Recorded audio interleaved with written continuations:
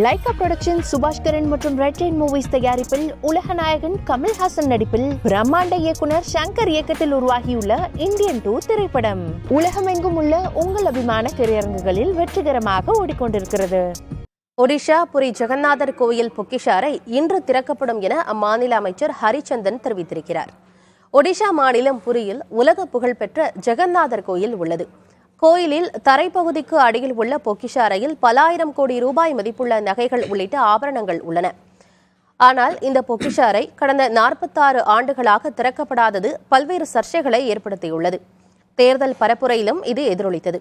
இந்நிலையில் நேற்று பேசிய ஒடிஷா அமைச்சர் ஹரிச்சந்தன், பொக்கிஷ அறையில் உள்ள நகைகளை மதிப்பிடும் பணி ஞாயிறன்று தொடங்கும் என்றும் இதற்கான அனுமதியை நீதித்துறை வழங்கியுள்ளதாகவும் தெரிவித்தார்.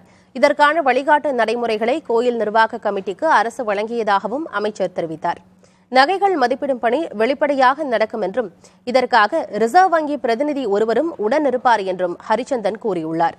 வழக்கமாக பொக்கிஷ அறை நகைகளை மதிப்பிட 70 நாட்கள் பிடிக்கும் என்றும் இம்முறை நவீன தொழில்நுட்பங்களை பயன்படுத்த இருப்பதால் விரைந்து பணிகளை முடிக்க முடியும் என்றும் அமைச்சர் கூறியுள்ளார்.